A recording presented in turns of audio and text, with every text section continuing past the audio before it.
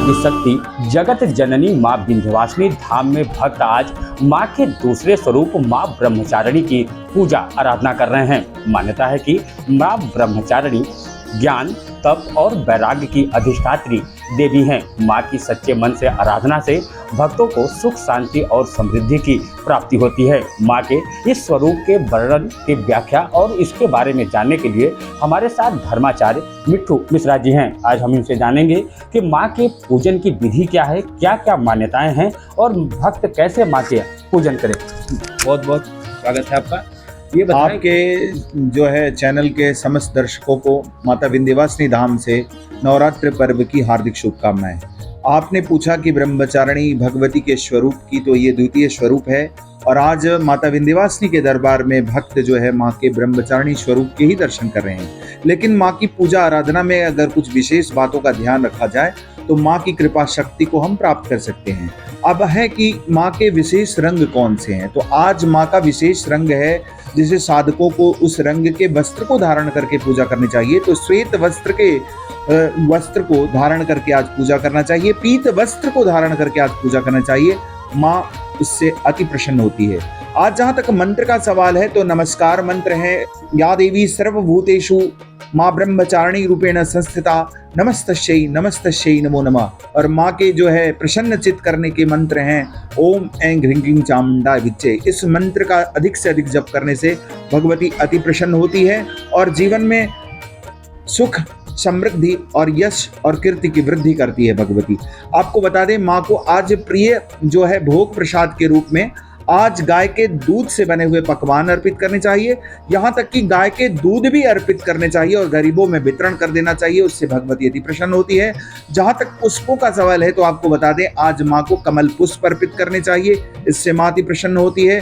माँ को आज नील कमल के पुष्प अर्पित करने चाहिए, भगवती अति प्रसन्न होती है। गुड़हल के पुष्प अर्पित करने चाहिए, भगवती अति प्रसन्न होती है। आज आपको बता दें, आज माँ की आराधना पूजन में कुछ विशेष बातों का यदि ध्यान रखा जाए तो हमारे जीवन के समस्त रुके हुए कार्य पूर्ण हो सकते हैं।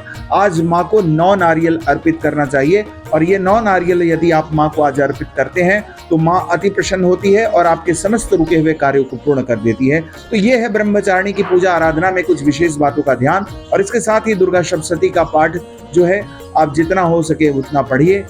अगर आप जो है सिर्फ कवच अर्गला किलक पढ़ सकते हैं तो वही पढ़िए, नहीं है तो सिर्फ सिद्ध कुंजिका स्त्रोत पढ़िए, उससे पूरे सप्तशती का पाठ का फल प्राप्त होगा और नवरात्रि शक्ति की कृपा शक्ति को आप प्राप्त करके विपुल संपदा ऐश्वर्य की वृद्धि करेंगे। जय माँ विंध्यवासिनी। माँ विंध्यवासिनी के धाम में क्या माँ के दूसरे स्वरूप ब्रह्मचारिणी के पूजन की विशेष मान्यताएं हैं जुड़ी हुई? मैंने उसी संदर्भ में आपको बताया कि माता विंध्यवासिनी के धाम में ब्रह्मचारिणी स्वरूप पूजा में 9 नारियल चढ़ाने से हमारे समस्त रुके हुए कार्य पूर्ण हो जाते हैं।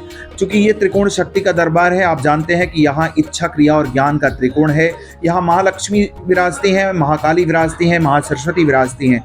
तो इस धाम की एक और विशेषता मैं बता दूं कि आज ब्रह्मचारिणी की पूजा में जो है आपको भक्त जो है यहाँ माँ को जो है कहते हैं कि खीर अर्पित करते हैं। गाय के जो है आपको दूध से बने हुए खीर को अर्पित करते हैं, मखाने की खीर अर्पित करते हैं और खीर जो है भगवती को अति प्रिय है और खीर जो है अर्पित करके उनके भोग लगा करके वितरण करते हैं लोगों में। ऐसी मान्यता है कि ऐसा करने से उनके जो है अड़चन जो है उनके जीवन में जो आ रही है वो दूर होगी।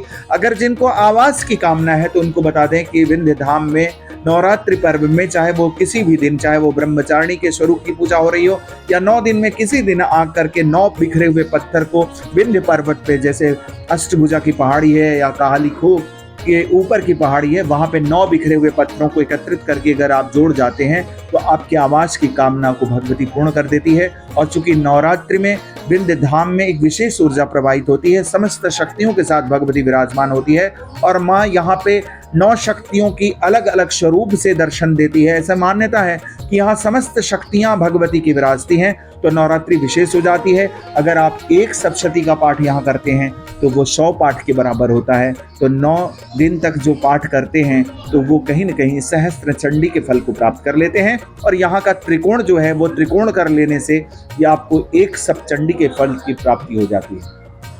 तो आपने सुना धर्माचार्य मिट्ठू मिश्रा से कि क्या है मां के धाम में मां की महिमा और उनके पूजन की विधि। तिलक पत्रिका के लिए मां विंध्यवासिनी धाम मिर्जापुर से सपनेश कुमार सिंह।